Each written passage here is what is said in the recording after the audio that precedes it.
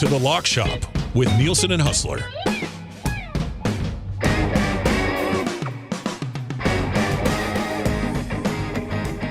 Welcome to the Lock Shop presented by Play Alberta here on Edmonton Sports Talk, your clear choice for Edmonton sports, live on EdmontonSportsTalk.com. Tune in iHeartRadio as well as on YouTube and wherever you get your podcast. No Dusty, no Huss momentarily. He will be joining us. Matt Iwanyk in for Dusty. This week, I will be filling in for Dusty, so I'm not in just on this Monday. I am in this week. Jim Johnson saying, Matt, 11:07. I've got 11:04 on my clock. Your clock is too fast. Now, yeah, that is still a little bit later. But look, I'm not used to this. Trav's on location. We're having to figure things. Or I'm on location. Trav's back at the studio, trying to figure things out. But we're here. We're here, and we should just be happy that we're here together to get to talk some sports. Lots to get to on the Lock Shop today. New promo codes for Play Alberta. We've got Stanley Cup finals starting in a couple days. The CFL gets going this week. We do need to look back at the weekend in golf as well, as Scotty Scheffler does something Tiger Woods has only done before, and that's a repeat at Memorial. And we also got Finger Lakes racing. It's underway. Right now, Sorority Prank is in the lead. Big Baby Henry is in second. Burning Beauty is fifth. Aelfgar is fourth. We still got about half this race to go at race 1 at Finger Lakes, and I will keep you posted on what's going down on Finger Lakes. And when Huss does come on, I do feel like at some point on the Lock Shop, I will have to put something down on a horse track. And of all the places, why not at Finger Lakes? You could also jump into the nasty chat if you want to encourage me to jump in on Finger Lakes. The new promo codes for Play Alberta, they are out. Dusty sent these along. If you are going to Play Alberta, head to playalberta.ca or download their app, EST Casino.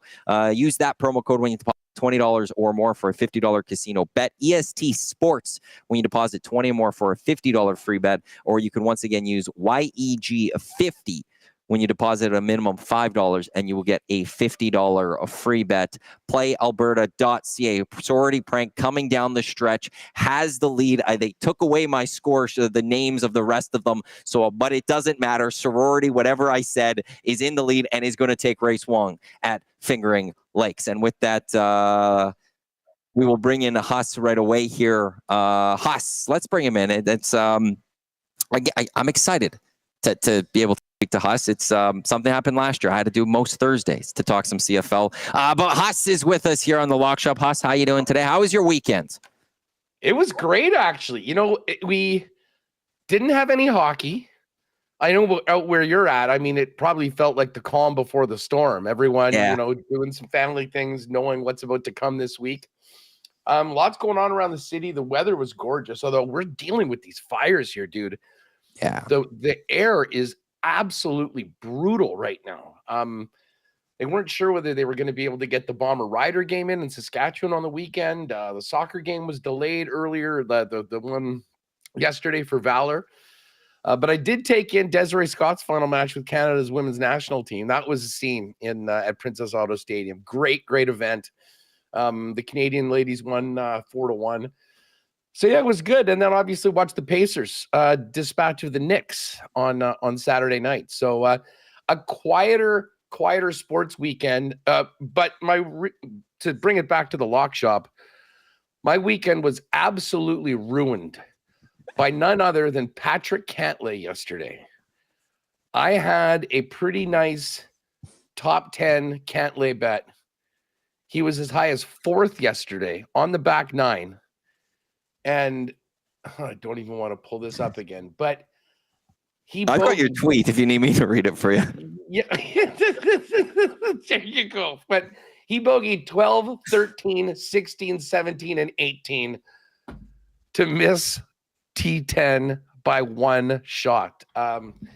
Yes, the Pride festivities, everyone was having fun except for the guy with the phone underneath the table going, Patrick Cantlay, God damn you. What's up with Patrick Cantlay, do you think? Well, it doesn't seem like he's had a great year this year. No, I mean, I don't think he's won. And did he win last year on tour? I mean, the guy's really good. He's competitive. He always does well at this tournament. But it's just not all clicking for PC right now. That being said, US Open in 2 weeks, and he's got the game that always seems to translate to that. So, but we move on. That was an unfortunate circumstance yesterday, but I will be ready for the Canadian Open this week. I'm actually going to be heading out there for it on Wednesday. So I'll be off for a few days, running around the golf course, checking out the Blue Jays. And I want to get this. This is right in your wheelhouse. So I knew that I'm going to be in Toronto next week. Mm-hmm. My pals Pat Mayo and Jeff Feinberg, they're doing a live show Saturday afternoon that starts at 1. So I'll be there for that. But from talking to some of the voyageurs at the Canada game. Are you going? I did not know, but Canada's playing Ukraine in Toronto on Saturday afternoon. It's 4 countries, including Canada and Toronto, for this weekend for, I forgot what they're calling it. And yeah, Canada, Ukraine. Are you going then? I'm gonna find a way to get there for sure. Do you want Voyagers tickets? Because I could probably try to find a way to get you some Voyagers tickets. Like, I'm a Voyager. I could buy you the tickets for the supporters section. Ooh. We'll have to reconnect offline and check that out. As I said, just very pumped that is going to be on. So it could be a really, really fun sports weekend adding that. Ukraine's quite good, aren't they? Ukraine's pretty good. Like, they're not in the top tier. They probably match up perfectly well with Canada. ELO rankings. There's the FIFA World Cup rankings, which a lot of people think is a little messed up because it's not as accurate. And there's another one called the ELO rankings, which is more recency dependent. Ukraine's ranked 25th in the world. Canada's ranked 29th, according to the ELO rankings. So they're right there. So it's a very competitive game. Ukraine has missed the last couple of World Cups. But as we get to an expanded World Cup coming next year here to North America, they should be in it. But yeah, they're a team that, when you get to the Euros, they're a team that you're expecting generally to get out of the group. But they can crash and burn a little bit. So they're pretty good, but it'll be a good test for Canada. Actually, when you look at the Canadian men's national team, there's a lot of good competition that they're going to get this year, especially considering Canadian men's world. I need to just see if I can find their schedule here. Like, the one thing that hurts going into next year for the World Cup is Canada doesn't have to qualify. Neither does the U.S. Neither does Mexico. And what that hurts is, how do you schedule games when countries are playing within their qualification group and they're trying to get their matches in? And like, how do you play in competitive matches to get going? But Canada's got a nice schedule the rest of the year. They had Mexico in the Nations League semifinal, which they lost, but they beat the Americans in the 3rd place. They've got Ukraine on Saturday. They've got Ivory Coast on the 10th. They got Honduras, Curacao, and El Salvador in Gold Cup this summer. And then we've got Romania and Wales on September 5th and 9th. And then there's a game coming to Montreal on the 10th, and I've heard it's supposed to be a pretty big team that is coming, like a not like Spain big, but like a good competition for Canada that they'll be facing on the 10th. So they've got a good year coming up when it comes to getting prepared for 2026, which should be a lot of fun. Are you planning at all? And it's early to get to the World Cup. Oh, I mean, after kind of. Listen, being in Qatar was cool, and there'll never be another one like that because you could basically just stay in one place and go to every stadium, within basically 45 minutes or so from where you were staying. So obviously the planning and everything is going to be a lot more challenging when you're talking about this sort of area. Now, will Canada's games all be in Canada for the opening round? So the first game will be in Toronto, then their next 2's in Vancouver. If they win their group, they'll stay in Canada for the first knockout game. And if they win that, they stay in Canada for the next knockout game, all in Vancouver, those ones. If they don't finish top of their group, they head to the U.S. and they stay in the U.S. pretty much until their tournament's over. But yeah, so it's Toronto, then Vancouver to start the World Cup. I mean, going to see a Canada game on Canadian soil would be absolutely incredible. So that would be priority number 1. Kansas City is going to have games. I think it was something like if they finished 3rd in the group but qualified, they would play at Arrowhead. I believe they're doing it at Arrowhead, as opposed to the Sporting KC Stadium. I mean, it's the World Cup, right? You're going to have massive. I know that they've done Arrowhead for other events beforehand. Yep, Arrowhead. So like there's the three cities in Mexico that will host. There's Toronto, there's Vancouver, then it's in Seattle, Levi Stadium, Gillette Stadium, Hard Rock, Lincoln in Philly, SoFi in LA, Mercedes-Benz in Atlanta, Energy Stadium in Houston, Kansas City, AT&T, and MetLife. And MetLife is the final. So the beautiful state of New Jersey gets the final. The worst stadium of the entire World Cup is going to be the one that hosts the final. Interesting. Yeah, the whole world's going to watch MetLife Stadium in East Rutherford, New Jersey, as the next world champion will be given. Huss, we need to talk some Stanley Cup final, maybe a little bit NBA. I do want to talk some CFL with you as well here today. But I am sitting at Selly's Sports Bar in Edmonton, and behind the camera, what I'm looking at is a wall of TVs, and two of them have right now horse track, like the live races going on, including... Oh, really? Finger Lakes. I don't know where it is, but Finger Lakes is going, and I feel like at some point on the lock shop, I've got to go make a live bet on the ponies. Because what kind of lock shop would it be if I'm at a place where I can go off track betting and I don't make a bet? A little OTB. So it's Finger Lake. Oh, there we are. Finger Lakes. I've got it up. 14 minutes to post on race 2 here. Yes. If you have a horse you want me to go bet on, I will take the $5 and I will go put it on that horse. Well, it seems to be number 1A, Happy Instead, or Skylar's Starship are the two pretty heavy favorites. The program selections have it 4-1. The AI Smart Picks have it 1-4. So, I mean, you could. Who's the long shot big time right now? Okay, let's get a long shot. No Confession, 5-1 right now. Oh, is that the 6th horse? That's number 3. 6 right now looks like it's 5-1. Yes. The longest shot by far is number 2, Fighter Kite, 26-1 after opening at 8. Do I throw $5 on a 26-1 on the lock shop? Yeah, throw a toonie down on Fighter Kite. Just swing for the fences, Matty. Now, I have this all up on HPI Bet, which we do a lot of work with the Assiniboia Downs here, the local track. So Remus and I pick, every night of live racing, we do some picks beforehand. But it is wild that you can just go to any other spot. Now, where the heck is Finger Lakes? It says it's an American track. It is in Farmington, New York. Seems like a very strange time for them to be running. Yeah, their first race happened not that long ago. They're the only ones that were going that I have right now. Pennsylvania is coming up also shortly here. So are you a big horse racing guy?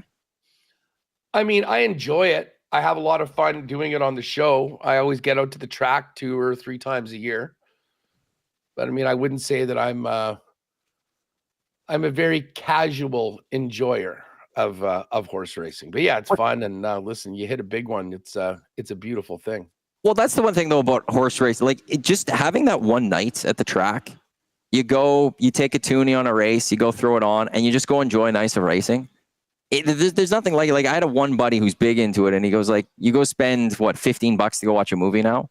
Well, now go take $20, bet on a horse race, and it works out like the same. Yeah, you might win a couple bucks, but you're not just paying for your entertainment, and it is always a great time. We have a horse track out here by the airport, Century Mile, and it's just always, anytime I've gone to the horse tracks, it's just always been a fun time, and you get a nice meal, you spend a few hours, and it doesn't take much to throw a couple bucks down on a horse and see what happens. And yeah, if you hit, awesome. If not, whatever, move on. And then one thing Jay Milne, Glue Guy, has taught me is always bet on the Grace. Yeah, no, I mean, listen, you get a nice summer day, you get out there at the track. I mean, I don't know what it's like over there, but here it's free admission, free parking. I mean, they just want people out. You want to do it up a bit, get a spot in the dining room. They've always got some great food there. You can make the bets from your table. But overall, you'll love this considering we're on the topic of horse racing. So every day of live racing, Remus and I bet $20 against each other. Like we'll split different picks and whatnot. And so we have a year-long competition. And last year, he was up on me probably like $300. And on the third last day of live racing, I would always put together a triactor box, a triactor wheel, which is like a $1 bet 6 ways. So 3 horses in any action. I'm not sure whether I picked the wrong horse or how this worked, but I went to check my account and I thought that I'd logged into the wrong account or something like that. I'm like, what the heck? I go in, Matt, 1,100 off of a $1, like a $1 triactor wheel. And so I ended up smoking Remus. He's still mad about that. And then we've only had 2 weeks so far. I did it again, not quite as good, but last week, 292 on a $1 bet. So he's rattled right now. He's got a long ways to catch up. I'm in a very good spot. But yeah, the old triactor wheel in the last race. That's I will continue that strategy. It has been very good to me. I'm a little sad right now. They're changing the TVs in front of me. There's an event happening here, and they're changing the TVs. The guy just looked at me and went, sorry. So I don't even get to see what's going to happen on a race 2 at the Finger Lakes. I'm still going to go for a couple bucks. Is this an Elks event? Yeah, so coming up after I'm done with the lock shop, they have a bunch of sponsors that come here. The Elks have their sponsors that will show up here, and they draft a player. So the players will be here too, and they each draft a player. And as the season progresses, like whoever drafts Trey Ford, when Trey Ford does something, on social medias, you'll see, Trey Ford with Sentinel Storage. Or, if it's, Niles Morgan, he gets drafted by the Ranch. It'll be Niles Morgan. You'll see like the Ranch logo. So they're always connected with that player. So when the player does something, there's that connection. And then for the partners, they get to come meet the players as well. The players meet some of the partners of the Elks. So it's a fun little event, and I'm hosting it for the Double E. So had to bring the shows here on location, and then Dusty's off this week, so I had to do the lock shop as well from here. And then when it's done, I'll be hosting the event. But they're now setting it up, so I'm going to have to bet blindly on the Finger Lakes horse racing. But it's going to be a fun time. The season's coming up, and let's actually stick with the Canadian Football League. Because it's going to be the start of the season coming up this Thursday.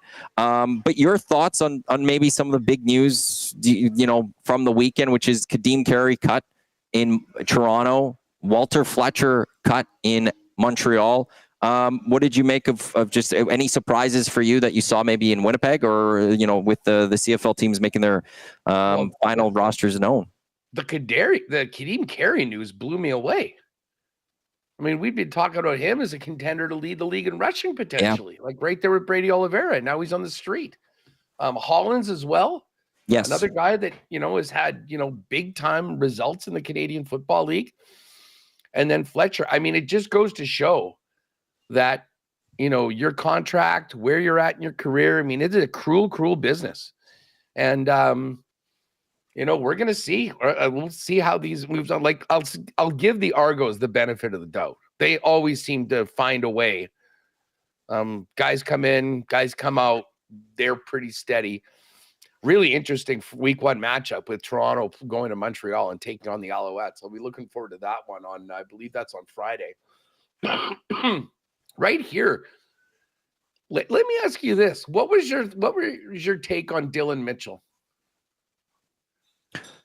Dylan Mitchell's came onto the scene and was huge. It was the second half of the year when Chris Jones first got here. He was explosive. He had a little bit of speed down the sideline, so you could hit him in stride, and he can do really well. That second half, it was him and Kevin Brown that just Elks fans were like, hey, there's some players here for this team moving forward in the franchise. And never was really able to find that game again in his next 2 seasons with this team. Last year started off actually rather hot, if I'm not mistaken, but just couldn't be consistent through a full CFL season.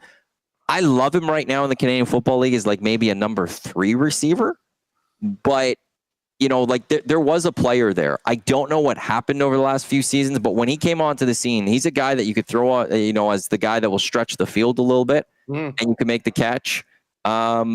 It's to me though, now it's just the consistency. Can he do it and be consistent and a strong playmaker and performer through 18 games?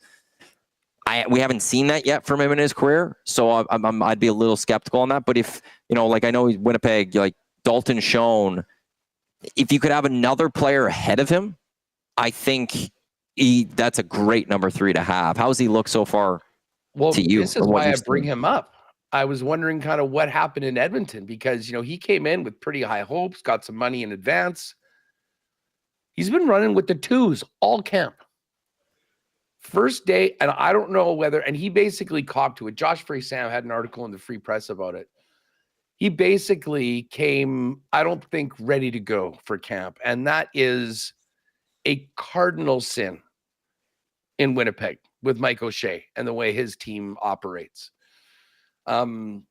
So he, I think, put himself in a very bad position right out the gate. And to be honest, if they hadn't sunk in a signing bonus to that, I wouldn't be surprised if they just told him to beat it. So right now, he's actually playing as a backup behind Keurig Wheatfall, who had 2 touchdowns in the preseason game on the weekend. So I'm really I do think this is a guy that can have success in the Bomber offense. And, if he's in the right spot, if he's in shape, could be a real nice addition. I don't know whether we're going to see that for the first few weeks of the season. He's going to have to earn his way back into the lineup or maybe get lucky. I think that's sort of a disappointing development from Winnipeg's side of things because I think we expected that this is a guy that could come in and be a real difference maker with the loss of Kenny Lawler. Well, and Ontario Wilson too, but yeah, he went to the Jets. That's at least one that you can maybe have back. Right now, even if he does start playing, I'm still not going to expect Dylan Mitchell to be a guy that's going to take it for a whole season. It doesn't surprise me to hear that though. If I had heard, if you were telling me that he got cut this weekend, I wouldn't have been surprised based on how he didn't grab a spot and it was there in Edmonton. You saw the roster changes that were happening in Edmonton over the last number of years. There was a chance to be a starting receiver with this team and stay here for a long time. He just couldn't do it. And when this offseason came, to me, it was that's an easy one. He's not back next year. And naturally he wasn't back. So how has Dalton Schoen look, by the way? He played his first game on the weekend, got into the end zone, deep ball right off the hop, looked good. So, so far so good. They kind of were quiet with him at the start of training camp, but it looks like he'll be ready to go. And he's going to be a guy that is going to see a ton of footballs from Zach Collaros. He already was, arguably when he was in, was the go-to guy for Zach, even when Kenny Lawler was in the lineup. What's interesting? Schoen has more touchdowns in his 2 years in the Canadian Football League than Kenny Lawler does in his entire career. Really? Absolutely. I couldn't believe that. We were going through the numbers. But anyways, a big bounce back season for Schoen is what is certainly hoped around here in Winnipeg because they're going to definitely need him and further progression from some of the other receivers on the mix. What were you surprised with Hollins getting cut? Very surprised. Initially, because he was brought in just a little bit ago, and you're thinking, okay, Hollins, and then you bring in Stephen Dunbar, you have Julian Grant. There's your new receiving core. The two things I've heard, and now Ed was on our morning show with Eric and Dave Jameson, so I got to go back and listen to it. But I did see a tweet yesterday from Dave Campbell, who's the color voice of the Elks, and he said that Ed's mentioned one, that a little bit of the injury, because that's why Alex Hollins had the issues with BC. He's banged up and dealing with a little bit of injury, so that may have been back a little bit. And they were also big on a couple of young receivers. So when I hear that also doesn't surprise me though, because Ed is, if there's one thing I will give Ed Hervey a lot of credit for, or give him the benefit of the doubt, it's receivers. When his first stint here at Edmonton, he found Darrell Walker, he found Brandon Zylstra, he found Duke Williams. He has found receivers. And as a former receiver, I'm just going to trust him on that. So if he sits there and goes, we've got a receiver in Alex Hollins who's a little banged up, a little bit of an injury concern, or we have these younger guys that we're high on, I don't want to cut these guys because I think there's a lot of potential there. That part, then hearing that rationale, it doesn't surprise me that Ed did this way or went about this way, but still I'm not sure I'm fully comfortable with Dunbar exactly as the number one. I would have I think Hollins and Dunbar is like a 1A, 1B would have been a nice situation. But the Elks have a lot of still talented players on this team. They've got two good running backs in Leak and Rankin. Dunbar is a 1,000-yard receiver last year still anyways. You add in Julian Grant. You have Curly Gittins still already here, and then you add Trey Ford. I guess Alex Hollins also kind of looks like a little bit of a nice to have, but not a necessity for this team. And there's a lot of hopes going into this season for this football team. You know, the Eds made a lot of changes defensively. The secondary is, you know, on the defensive line. There's a lot of former Argos on that team, which had a great defense last season. They brought back Niles Morgan and Nick Anderson for the middle linebacking core. They bolstered their offensive line with Gregor McKellar from the Argos, and then bringing back David Beard. And they've put the faith behind Trey Ford. So there's a lot of hope, at least when it comes to the Edmonton Elks too, though, this year as they move forward. How are things and the feeling around the Bombers? You know, home Grey Cup this season. No Zach Collaros game one. But what's the feelings like? And like this is almost felt like one of the first off seasons in a long time where, you know, the Bombers took a few hits, a couple players they didn't want to, I don't want to say didn't want to resign, but didn't resign. Yeah, I would say that, I mean, expectations are still high, obviously, especially with the Grey Cup here in Winnipeg. But I think there is a little bit more intrigue as to how this team is going to look. It's less set in stone that the Bombers will once again be the Bombers and be at the top of the West. I mean, last year was such a weird year, starting off 0-4 and then still somehow managing to win the West and getting that home playoff game for the West Final here in Winnipeg. I think that the West is going to be as wide open as we've seen it in the better part of the last 8-10 years. Like, I can make an argument that 3, maybe even 4 teams, you know, could be there right at the end, at least of the regular season, to win the West. We know how important that is.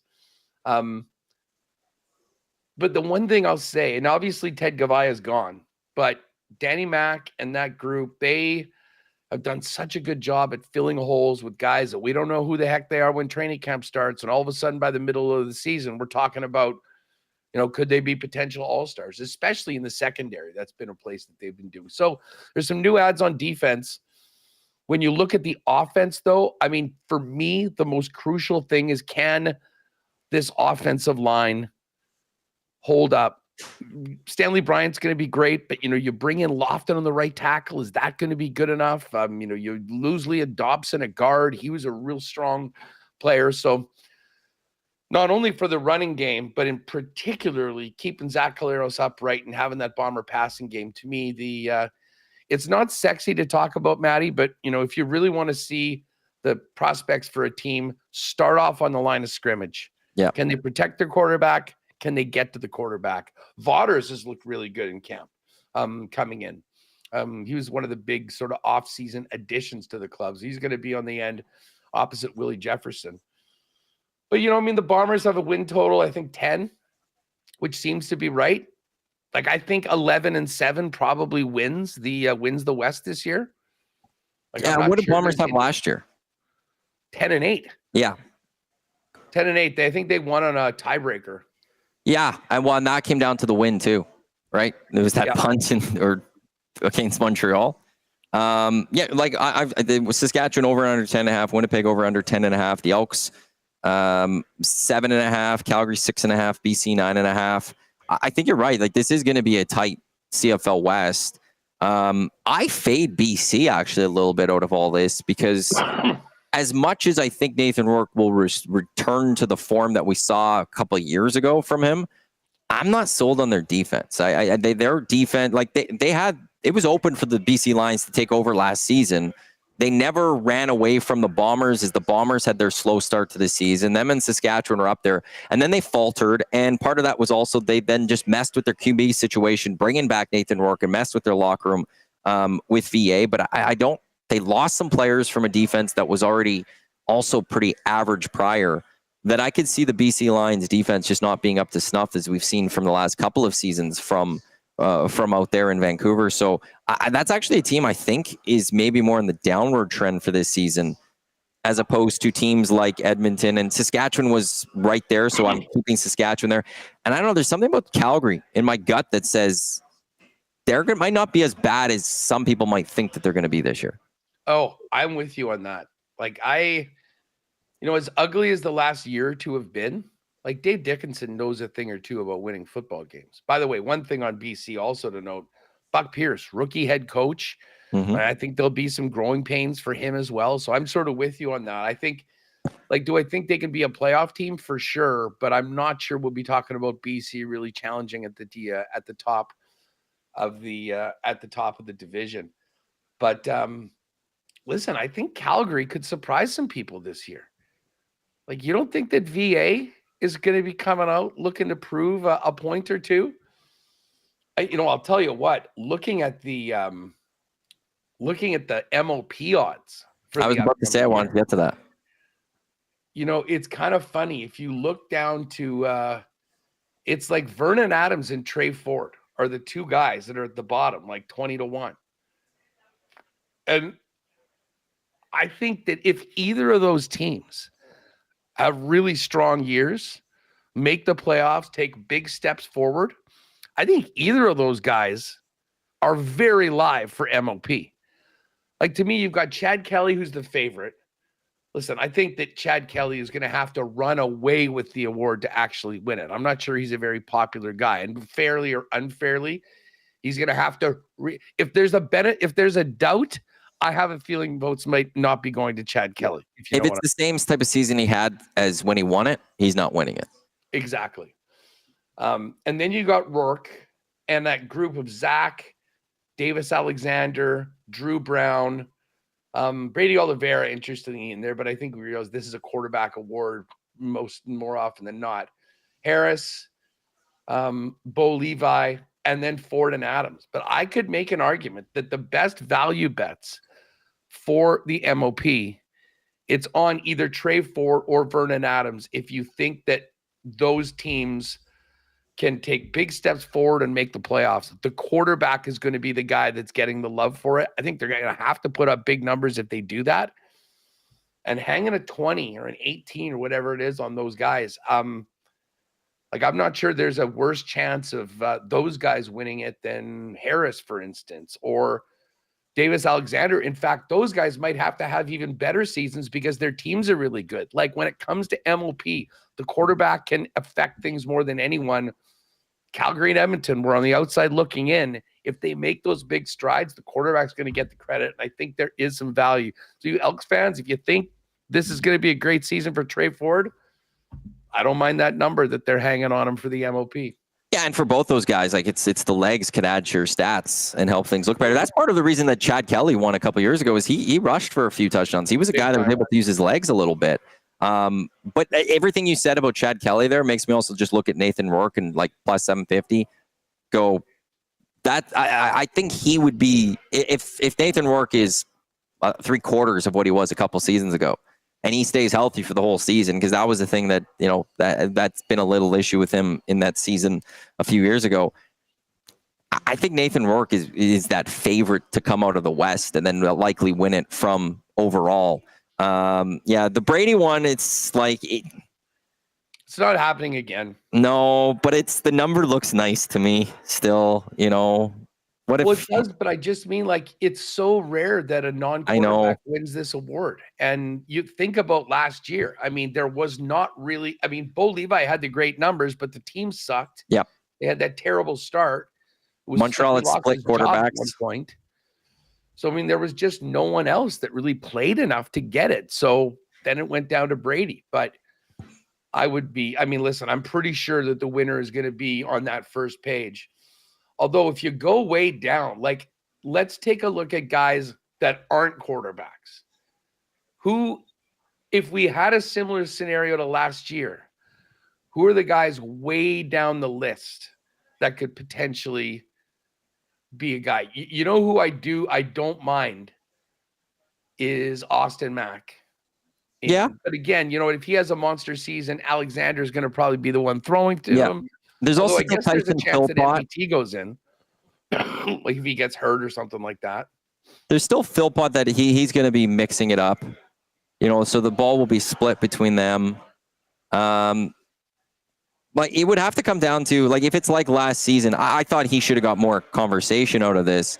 Roland Milligan out of Saskatchewan, because he was a beast defensively and on special teams. But I also just don't think we're going to be in a year. Well, for two reasons. One, you generally don't go back-to-back years where without a quarterback being a star. And I think this is actually one of the more best crops we've seen of starting quarterbacks across the Canadian Football League in a number of years.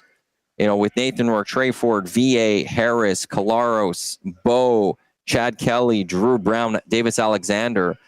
That's a solid 9 starters. And then you look at a lot of the backups across the board from, Chris Strevler, who we'll see in Winnipeg in week 1. You've got Powell still out in Hamilton. You've got Cody Fajardo here in Edmonton. Jake Mayer out in Saskatchewan. You got the Grey Cup winning quarterback out in Toronto still, in Nick Arbuckle. Like, this is a good crop of quarterback that I think we're seeing in the Canadian Football League. So taking those further plays, it's just, it does feel tough. And like, what would have to happen for something like that to occur? Have you at all looked at the lines for the first week? I have, as a matter of fact. Anything stand out to you? Because for me, like right off the bat, Elks almost touchdown underdogs as they head out to Vancouver to take on the BC Lions. I'll tell you what, I actually am going to take the points, I think, on that. I'm already looking ahead. And listen, I think now, again, 2 rookie head coaches going at it, some new players on both sides of things. But I'm sort of with you. Like, I don't think BC's blowing the doors off anybody right now. And I'll be very interested to see how that Elks offense looks. With Trey Ford now the starter and not, listen, he does have a good veteran backup, so you still got to get the job done, but a little bit of a different scenario than he's been in it before. I don't know whether I'll be able to get on the money line for this, but I think definitely taking the points on the Elks to get off to a good start. Let me ask you this, regardless of betting. You're in this market. We've talked a lot about how ugly it's been for the Double E over the last 5 years. What is on the line for even the start of this season? Like, how badly does this team have to just be competitive as opposed to what they put you guys through for the last 5 years? Yeah, wow. It's one. Well, here's the crazy part, though, is I looked at their schedule. I think I could see an 0-3 start to the Elk season and them still pull off. I'm saying 10 wins still after that. Like, it's not exactly the easiest schedule for the Elks to start. They go to BC to start, and just weirdness happens out at BC late on night and Saturday nights. I just always find that. Montreal comes to town after a bye week, and then they go to Winnipeg. And I don't know the last time this franchise won in Winnipeg. Like, it's been a long time, so it's a tough little stretch there. But then I think it's winnable after that. The problem with that is, to your point, like when it comes to selling tickets, if you go 0-3. That's going to be a rough month of July for getting people to want to come to Commonwealth Stadium. You already have the market being distracted with the Edmonton Oilers, which isn't good for you, the Elks, because you're trying to get people to come to you. The good news is they're not home this week. They got bye week next week. So by the time they play their first home game, it's in between games 6 and 7. So you're coming to the end of the Stanley Cup final. Let's say the Oilers win in 5. Maybe you could have the cup there, and that can help sell some tickets. But overall, like, just for turning this around, it's crucial, because I just think, what if this doesn't work? What if this time it doesn't work? What if things don't turn around this season next year?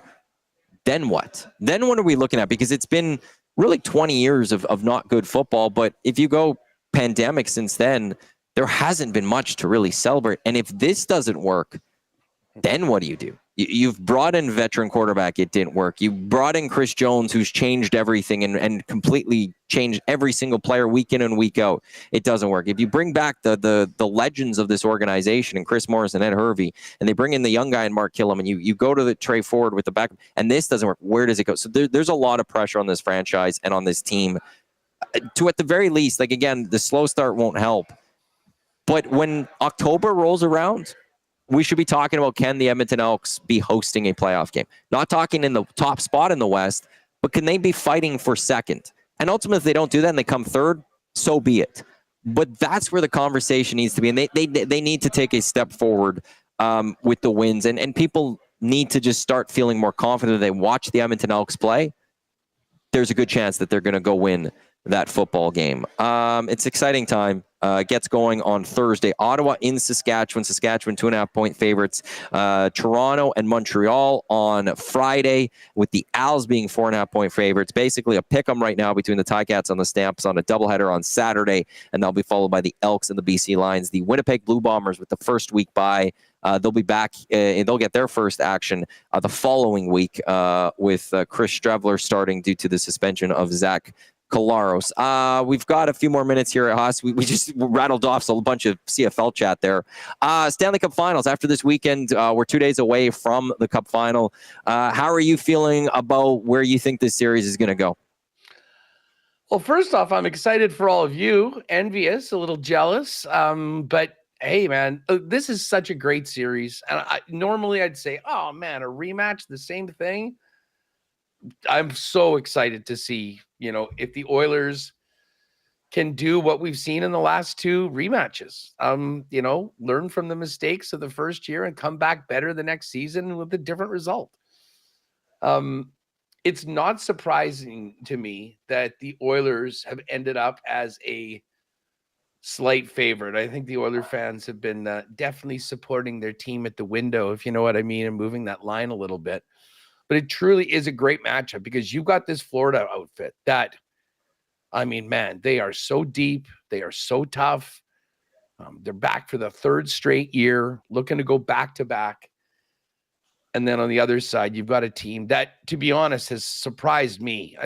I just think about how terrible they looked in those first couple of games against LA. It seemed like they were done before it even started. And yet here we are talking about a home game in game one of the Cup Final coming up, Matt. It's been amazing. But how can you not hope that Connor McDavid kind of finally achieves basically his destiny, I think, to be recognized not only as the best player in the world, but actually have a cup and probably a Conn Smythe trophy to show for it. So I'm really looking forward to it. And, I kind of think that this is going to be a real tight series. And the difference is going to be that real high end of the Edmonton Oilers, because I think that, bottom six, I'll give the advantage to Florida significantly, despite the fact that the guys have actually been playing quite well for Edmonton. And listen, Florida's top six is no joke either. But again, if we're talking about a game 7 and a tight game in the third period, who am I putting my money on to be the guy that makes the difference? The guy in orange that's wearing 97 or 29 as well. So I think it'll be competitive. I think it'll be tight. I wouldn't be surprised if it goes the distance. But at the end of it, I think Connor McDavid is going to be a guy that once again puts a team, a city, and some would say a country on his back and finally ends this damn drought since 1993 that we have to hear about it whenever we're talking with our friends from south of the border. I'll throw something at you. Let's say Connor wins the Cup. So he's won the Cup this year. I'll give him the Conn Smythe because he'd probably win the Conn Smythe with that. Four Nations Cup champ with the gold. SGA's won the MVP. He leads OKC Thunder to an NBA title. He wins NBA Finals MVP. We get to the end of the year. It's the Northern Star Award, formerly Lou Marsh. Who's the favorite? What a great question. The only thing I have to throw this out there. SGA did win it 2 years ago. Connor has never won it. Ooh. Well, what an incredible choice. Now that I'm thinking about it, that's a pretty great just topic for where Canadian sports is right now. Listen, if Shea wins MVP, the championship, and the finals MVP, McDavid's not going to win the Hart.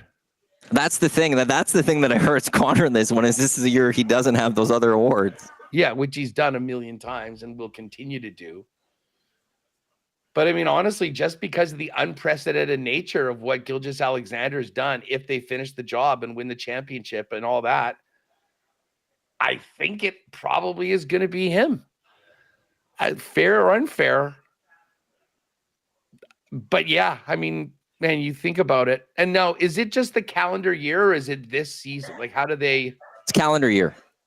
Okay, it's usually calendar year. So it's from Jan. So it January, I guess you look at how next season begins. But and the thing is, it's usually Olympic years we look at the Olympics, and that's where it comes from. This is a non-Olympic year.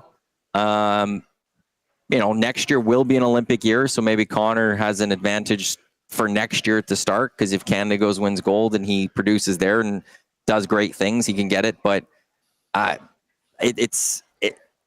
he won the Hart this year, I think it would be just easy that it would be. I would say it's going to Connor, but I don't think it's often that NBA Finals or the person that wins the MVP of the NBA regular season leads his team to the title and gets the NBA Finals MVP. I think that's actually pretty rare. I have to go double check that, but I don't think that one happens too often. No, to be honest, the Joker, the one time he didn't win, he won 3 MVPs in 4 years. Yeah. The year that he didn't win it was the year that they won the championship. So you're right. It's that'll be a fun discussion to have, and I hope we have to have that one, because it means both SGA's won an NBA title and then Connor's won a title. Where are Winnipeggers when it comes to cheering for another Canadian team to win the Cup? Because there is that's debate that's happened here in Edmonton a lot, where it's, do you want to be the team that brings it back and then cheer against the other Canadian team so that your team could do it? Or do you just want to see it back in Canada? Where are Winnipeggers with that? I've always been that guy that I wanted my team to be the one that had the bragging rights, that brought the Cup back to Canada, and you can kind of give it to the Leaf fans, Oiler fans, Flame fan, whatever. But it's gone on long enough. I've had it with the Panthers and Maurice and Matthew Tkachuk and Brad Marchand. And when it comes down to it, and we've been talking a lot about this on Winnipeg Sports Talk. Not who you think is going to win. Who do you want to win? And I would say it's a pretty significant majority of our people that are pulling for the Oilers. And listen, McDavid, Draisaitl, there's pretty easy guys to cheer for. They've seen some dark times, and I don't know. I guess the big thing is maybe they'll win and just get complacent, and they won't be as good in future years. That's dare to dream, I guess, for fans in the West. But listen, I do think that there's something to be said about, the greatest player from our country being the guy that brings the Cup back to Canada, so we can, stop hearing all the stupid narrative that Canadian teams can't win a Cup. So for the most part, people are pulling for Edmonton. There's still a few people, especially older ones, that remember their childhoods being ruined by Gretzky and Messier and all that still have a tough time coming around to it. But from everything that I've seen in the WST chat, and maybe it's our close relationship with you guys, but it certainly does seem like we're going to have a lot of people pulling for Edmonton. And even I've seen that out in the bars. There's a lot of people that have been going out in that Edmonton-Dallas series and definitely pulling for Edmonton to get to the Cup in the last one. So I don't think it'll be different in the final. Haas, what do you have coming up on WST? Well, we're going to break down the cuts from the Bombers. Josh Frey-Sam from the Winnipeg Free Press is going to be jumping on with us. None other than handsome Tommy Gazzola is going to pop by for a few minutes to set up the final for us, and Mike McIntyre as well. Talk about a big weekend at the stadium, a big soccer weekend here in Winnipeg, and we'll talk about what the heck we're going to do with the bye week in week 1 for the Blue Bombers. Very, very strange stuff, but good chatting with you. Did you say Dusty's away? Dusty's off this week. Sent you an email. We'll have to connect and see what days you're not going to be around and stuff like that. But I'm back tomorrow. So it'll be you and I tomorrow. We'll look at some things. And if you're not on, especially on Wednesday, we'll have to do some early Canadian Open. Well, let's do it. Let's get to it tomorrow because, I'm traveling all day on Wednesday. So tomorrow we will dive into the Canadian Open. Get ready for the RBC. Should be fun. Perfect, Huss. I'm going to wrap up here, but you go enjoy WST coming up at noon, and I'll chat with you tomorrow. Thanks, Matty.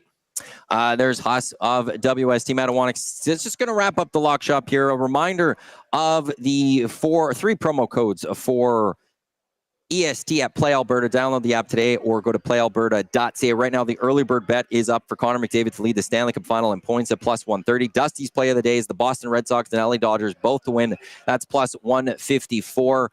We'll be sure to get the Grandis parlay up later today, as well as Jay's play of the day. Just head to Play Alberta and click on EST specials. The promo codes for the month of July. We've got EST Casino. When you deposit 20 or more, you will get a $50 casino play. Or if you go EST Sports, $20 deposit for a $50 free bet, as well as YEG50 is your promo code when you deposit 5 or more for a $50 free bet, which you can. I have my $50 free bet from last month. It's still riding. It's going to take some time for it to go, but it is pending on the Edmonton Elks over 7.5 wins. I jumped on Jay's play a day from a little bit ago, as that one was. He got that one boosted a little bit, so you're missing out on the boost, but still a good play. If you go bet on it right now, just go to Play Alberta, click on Football CFL, and the futures there. But yeah, those are your promo codes for the month. EST Casino, EST Sports, YEG50. Coming up here on Edmonton Sports Talk, we do got the oil stream. Tommy live at Rogers Place. Oilers practice just wrapping up, so he'll have the latest from Chris Knobloch alongside Reed Wilkins. We got EST Afternoons with Hernan and Gager, and then it's the Reed Wilkins Show with Jay Milne from 3 until 6 tomorrow. Eric and Dave Jameson, they're back on the morning show. I'll have the hangout and also be back on the Lock Shop with Huss. Thank you to everyone for tuning in to the Lock Shop on behalf of Huss. I am Matt Iwanyk. Thanks for tuning in. Enjoy the rest of your day. You're listening to your clear choice for Edmonton Sports Talk, presented by Play Alberta. Oil Stream coming up in just a few minutes. Don't go anywhere.